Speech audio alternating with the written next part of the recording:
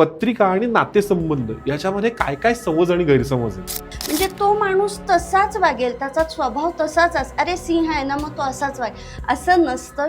आई वडिलांची अमुक एक रास असेल तर त्या राशीचा इम्पॅक्ट त्या मुलावरती सुद्धा होतो का? एखाद्या ग्रहामुळे लोकांच्या मध्ये दुरावा येतो असं काही होऊ शकतं? आई वडिलांची पण पत्रिका बघते की आई वडिलांच्या पत्रिकेत त्या मुलाचं संतान सुख आहे का, किंवा काही हो. दोष असे असतात की जसे उपायच नसू शकतात. तर मग ह्याची तीव्रता तरी कमी करता येते का? तर मग अशी पत्रिकेतली कुठली घर आहेत की ज्याच्यामध्ये हे मागच्या जन्माचं पण सगळं आपलं देणं दिसतं? तर अशी लोकांची कुटुंबच अशा घरामध्ये स्थायिक होतात की जिथं वातावरण हे अशांत राहतं. जर तुम्हाला साध्या सोप्या भाषेत सांगायचं असेल की बाबा पितृदोष म्हणजे नक्की काय, तर ते काय सांगा? बाप रे. तर इथपर्यंत पण पत्रिकेवरनं समजतं. भविष्यशाला.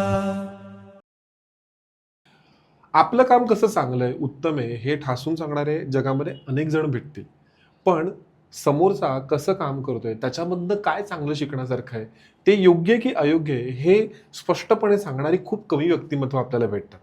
मी हे का म्हणतोय तुम्हाला आजच्या व्हिडिओच्या, जसं आपण सुरुवातीकडून आपण वेगवेगळ्या टप्प्यांवरती जाऊ ते कळेलच. कारण आज ज्या आपल्या मार्गदर्शिका आपल्याशी गप्पा मारायला आल्या त्या म्हणजे आरती हेर्लेकरजी.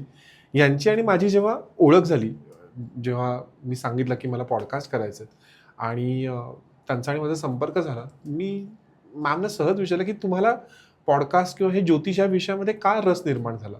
त्यांनी इतकं छान उत्तर मला दिलं ना की लोकांना आजकाल ज्योतिषाची एकतर भीती वाटते, नाहीतर त्याचा संताप किंवा चीड येते की नाही हे थोतांडे आहे सगळं. तर कुठेतरी डोळस दृष्टीने ह्या सगळ्या शास्त्राकडे बघायची गरज आहे.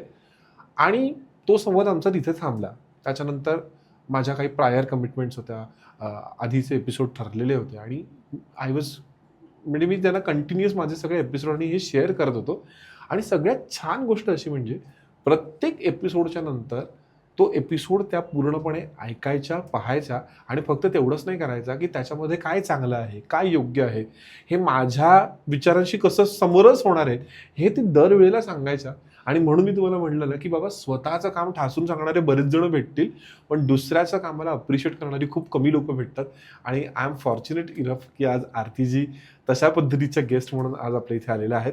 सो जसं आता आपण कॅमेऱ्याच्या जेव्हा ऑफ होतो तेव्हा बोलत होतो, रादर ही माझी सगळ्यांचीच प्रॅक्टिस आहे की मला हे विचारायला खूप आवडतं कोणताही विषय सुरू करण्याच्या आधी की तुम्ही ज्योतिष, अध्यात्म या सगळ्या विषयांकडे कसा वळला, तुमचा काय प्रवास आहे? ॲक्च्युली लहानपणापासूनच मला ज्योतिषशास्त्राची आवड होती, पण 2019मध्ये अशा काही घटना घडल्या की त्याच्यामुळं मी ज्योतिषशास्त्राकडं वळले. आणि नंतर परमेश्वराकडनंच मला असं मार्गदर्शन होत गेलं की ह्या शास्त्राचा मी अभ्यास करायला पाहिजे. आणि इस्पेशली वासुदेवानंद सरस्वती टेंबेस्वामी महाराजांच्या आज्ञेवरून मी हा अभ्यासाचा प्रवास सुरू केला. ओके. तर जेव्हा आमचं ठरलं की काहीतरी चांगल्या विषयावरती, वेगळ्या विषयावरती बोलूया, तर आम्ही त्यांना विचारलं की काय तुम्हाला कोणत्या विषयावरती बोलायला आवडेल. कारण कसं आहे, हा विषय जोपर्यंत तुमच्या समोरच्याचा कम्फर्टचा नाही तोपर्यंत बोलण्यात काही अर्थ नाही. आणि एक ज्योतिषाने हे म्हणलं की आपण एक टिपिकल विचार करतो की बाबा की एक पत्रिकेतल्या दोषाबद्दल बोलू शकतो किंवा अमुक एक ग्रहाबद्दल बोलू शकतो, दशांबद्दल बोलू शकतो. पण त्यांनी मला एक खूप छान वेगळा विषय सांगितला की आपले नातेसंबंध, पत्रिका आणि त्याच्याकडनं अल्टिमेट आपण अध्यात्माकडे कसं जाणतो.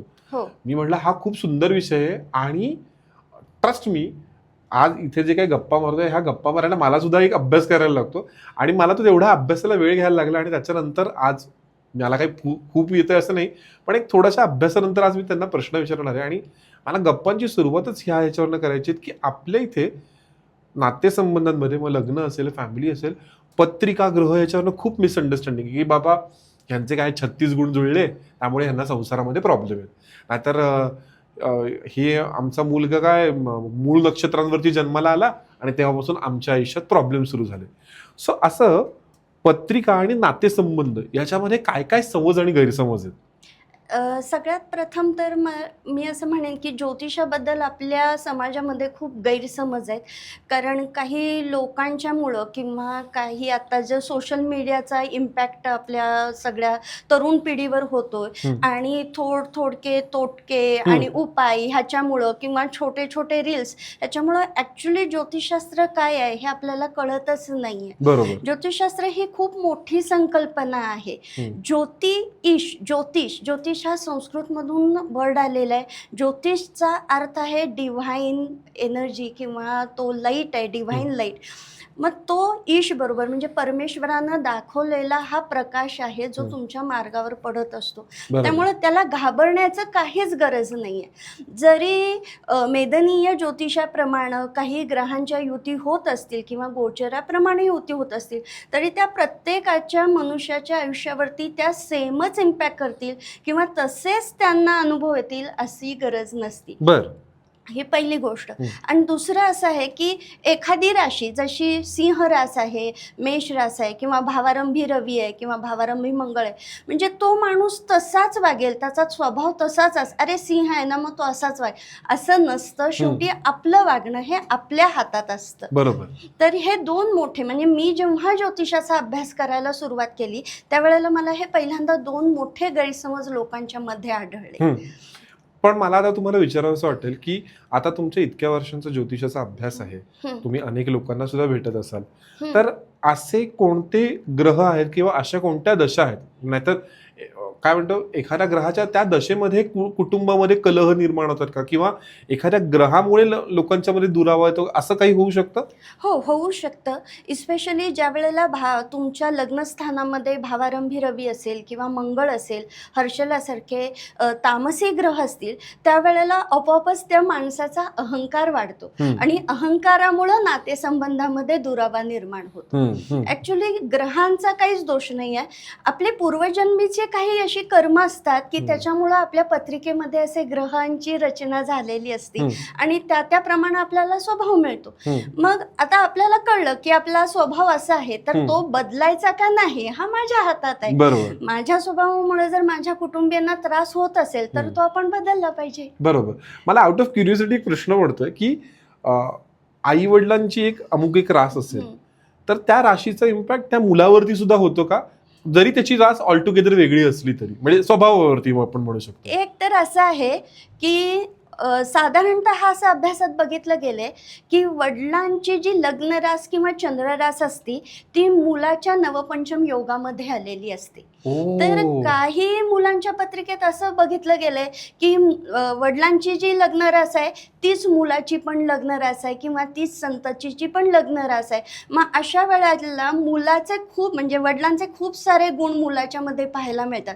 म्हणजे ते असं म्हणतात ना की माशाच्या मुलाला पोहायला शिकावं लागत नाही किंवा गव्याचं मूळ सुरात रडतं, तर तसे योग मिळतात. म्हणजे आपल्याला असं आहे ना की ज्योतिषशास्त्रात एक पूर्वी एक DNA पद्धत होती असं म्हटलं तर चालेल की त्या मुलाची बरोबर त्याच नवपंचम योगात चंद्र रास आणि लग्न रास येणं हे त्याच्यावरती त्या आईचा किंवा वडिलांचा किती इम्पॅक्ट आहे हे दाखवतं. नवपंचम योग म्हणजे सपोज वडिलांच्या राशीपासून त्या मुलाची रास 9वी किंवा 5वी असेल पाहिजे. बरोबर.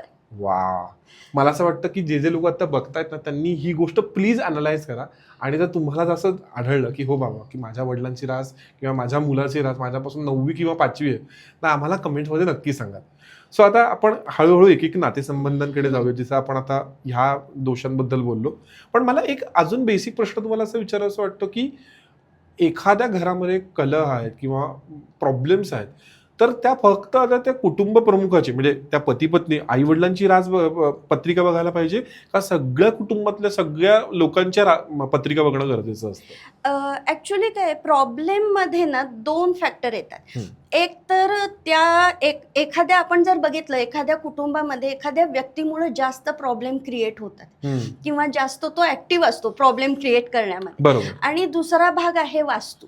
ह्या त्या वास्तूमध्ये म्हणजे काही लोकांच्या पत्रिकेत असे ग्रहयोग असतात सिमिलर, हा. म्हणजे जसं चतुर्थात रवी हर्षल आहे किंवा हा. शनी केतू आहे, शनी राहू आहे, तर अशी लोकांची कुटुंबच अशा घरामध्ये स्थायिक होतात की जिथं वातावरण हे अशांत राहतं. तर अशा वेळेला त्या लोकांच्या पत्रिका पण पाहायला लागतील आणि त्या वास्तूची संरचना पण बघायला लागेल. आय रिमेंबर आम्ही जेव्हा वास्तूचा एपिसोड केला होता तेव्हा आमचे जे तज्ज्ञ आले तुषार येलमार, तेव्हा त्यांनी सुद्धा सेम अनुभव आम्हाला सांगितला की ह्या सगळ्या गोष्टी एकमेकांशी इतक्या कनेक्टेड आहेत की जर तुमची ती तशी वाईट दशा चालू असेल तुम्ही ऑटोमॅटिकली त्या पद्धतीच्याच घरामध्ये जा, बरोबर. ऑटोमॅटिकली त्या दशेमधलंच घर तुम्हाला मिळेल आणि त्याचे त्रास तुम्हाला होतील. हो. सो जर तुम्ही तो एपिसोड बघितला नसेल तर मी इथं लिंक करतो, तर नक्की बघा आणि तुम्ही तुमचे जे काय अनुभव आहेत ते आम्हाला सांगा. सो जसं आता तुम्ही सांगितलं की एक जो व्यक्ती तो थोडासा प्रॉब्लेम क्रिएट करतोय, तर त्याची पत्रिका बघून आपल्याला ह्या गोष्टी सगळ्या करायला लागतात. पण अनेकदा असं होतं की ते मूल लहान असतं पण त्याचं परिमार्जन आईवडिलांना करायला लागतं किंवा काही दोष असे असतात की त्याचे उपायच नसू शकतात. तर मग ह्याची तीव्रता तरी कमी करता येते का? साधारणतः 10 वर्षापर्यंत असं मानलं आहे, म्हणजे स्पेशली 8 वर्षापर्यंत, कारण 8व्या वर्षी आपल्याला मुंज करतो. बरोबर. तर 8व्या वर्षापर्यंत असं आपल्या शास्त्रामध्ये मानलेलं आहे की त्या मुलाचे ज्या कर्माची जी जबाबदारी असते ती त्याच्या आईवडिलांवरती असते. बरोबर. आणि दुसरं असं आहे ना की आपल्या शास्त्रामध्ये संस्काराला फार महत्त्व दिलं गेलेलं आहे. म्हणजे असं तुकारामांनी म्हटलेलं आहे की शुद्ध बीजापोटी फळ फळे रसाळ रसाळ गो. गोमटी.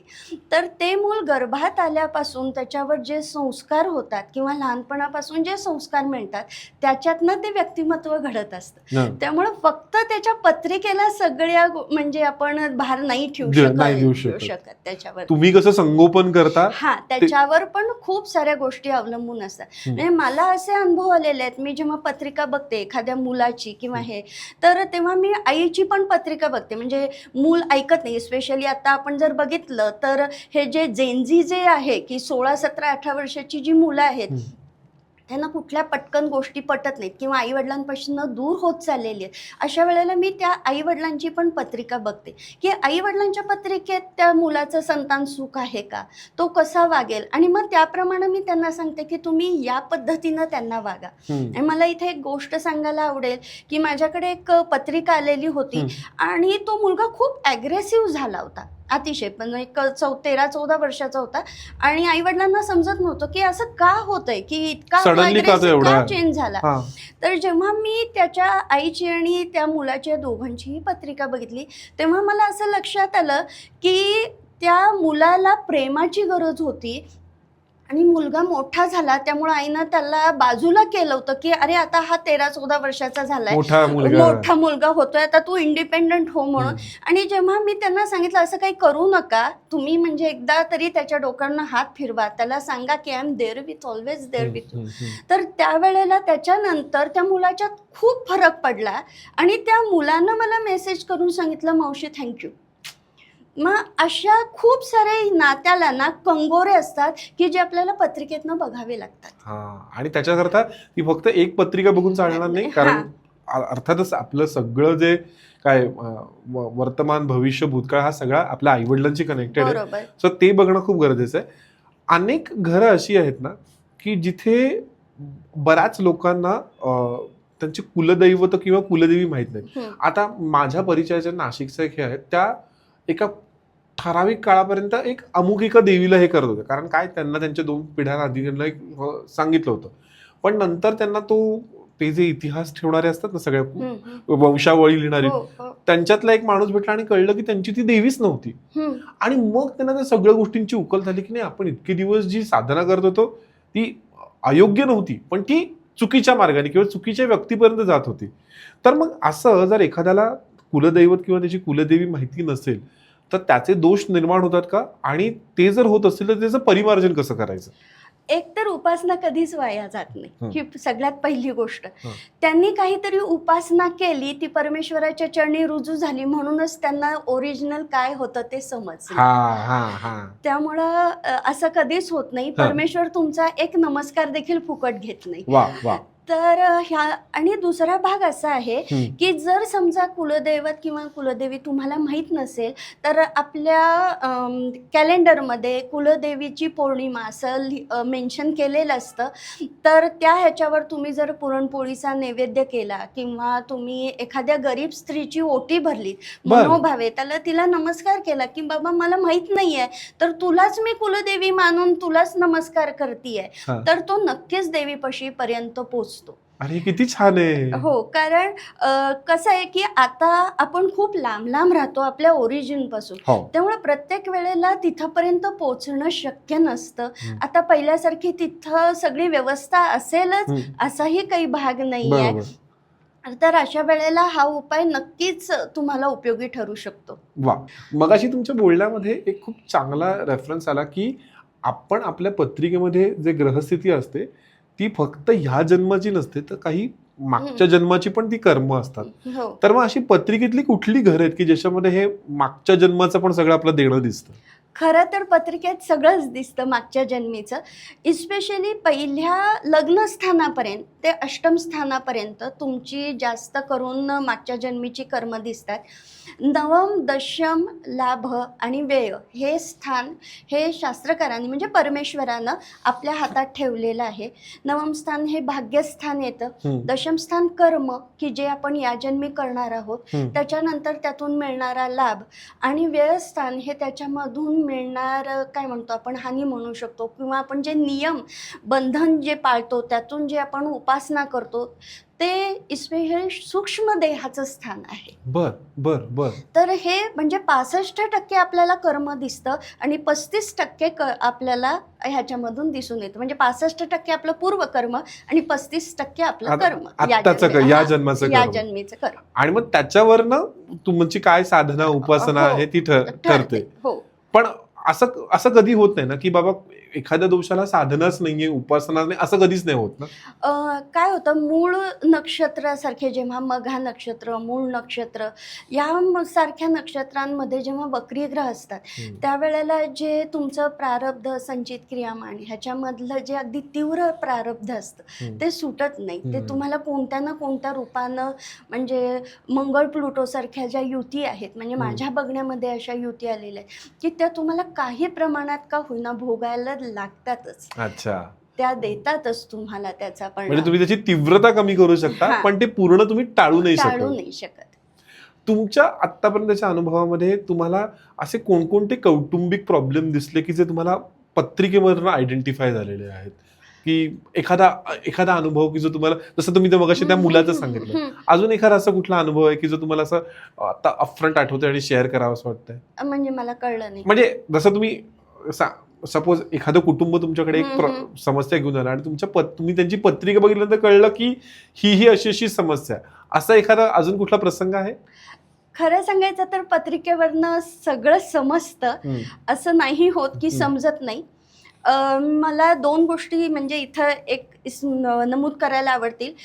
माझा एक अनुभव आहे जो माझ्या चांगल्याच स्मरणात राहिलेला आहे की एक IT चे इंजिनियर आले होते. व्यक्तिमत्व अतिशय देखणं होतं. त्यांनी मला पत्रिका दिली आणि सांगितलं की मला विवाह करायचा आहे आणि मला विवाहासंदर्भात काय सांगू शकाल, म्हणजे माझं वैवाहिक सुख कसं आहे. मी त्यांची पत्रिका बघितली आणि त्यांना सांगितलं की तुमच्या वैवाहिक सुख तुम्हाला चांगलं आहे, पण फार मोठी तोडजोड तुमची पत्रिका मागते, तुम्हाला मोठी तोडजोड करावी लागणार आहे. तर ते म्हणले नाही केली तर? मी म्हटलं नाही केली तर तुम्हाला विभक्तीचे योग आहेत, तडजोड केली तर विवाह चालेल. तर ते हसले आणि त्यांनी म्हटलं की मॅडम मी तुमची परीक्षा बघत होतो, खरं तर माझं लग्न झालेलं होतं, माझा डिवोर्स झालेला आहे, कारण माझ्या पत्नीनं मूल होऊन देणार नाही असं सांगितलं आणि मी ती तडजोड केली नाही आणि आता मी डिवोर्स घेतला आणि मी आता दुसऱ्या लग्नासाठी तुमच्याकडे आलेलो आहे. बाप रे. तर इथपर्यंत पण पत्रिकेवरनं समजतं. पण मग असे रिव्हर्स परीक्षा घेणारी पण लोक असतात? हो, परीक्षा घेणारी पण लोक येतात. देवा. पण मग तुम्ही अशा लोकांना हँडल कसं करता? ऍक्च्युली ज्यांच्याकडे म्हणजे मी सरांकडे शिकले, माझे जे गुरु होते त्यांनीच आम्हाला असं सांगितलेलं की जग हे विविध लोकांनी भरलेलं आहे बरोबर बरोबर. आणि हेच तुम्हाला शिकायचं आहे ह्याच्यातनंच. हा हा हा. कारण या अनुभवातून पण आपण स्वतःही परिपक्व होत असतो, बरोबर आपलंही बरोबर व्यक्तिमत्व सुधारत असतं, आपण ही 4 गोष्टी त्याच्यातनं शिकत असतो. बरोबर, अगदी बरोबर आहे. आणि थोडंसं मुद्द्यावर परत मुद्द्यावरती येतो आणि परत आपण कौटुंबिक कलह आणि प्रॉब्लेमकडे येऊ की मी ना एक मध्यंतरी एक इंस्टाग्राम रील बघितलं होतं दिवाळीच्या आसपासचं की हिंदी भाषिक ते रील होतं की एक बहीण भाऊ बोलतायत आणि ते सांगतात की हे आपले आई वडील आहेत का, प्रत्येक सणाला आपल्या घरात भांडण होतात, प्रत्येक सणाला आपल्याकडे इश्यू असतात, कोणीही घरामध्ये येणार म्हणलं की आपल्याकडे घरात भांडणं असतात. आणि हे पाहिल्यानंतर ऐकल्यानंतर कुठेतरी मला पण या गोष्टी हिट झाल्या, कारण माझ्याही अवतीभोवतीमध्ये अशी काही कुटुंब आहेत की पूर्वी तरी आम्ही खूप असे ओपन डोअर संस्कृतीमध्ये राहायचो आणि एक पर्टिक्युलर घर मी असं बघितलेलं आहे की कोणताही सणवार म्हणला की त्या घरातनं भांडी आपटण्याचा आवाज यायचा म्हणजे यायचाच, भांडणाचा आवाज यायचा म्हणजे यायचाच.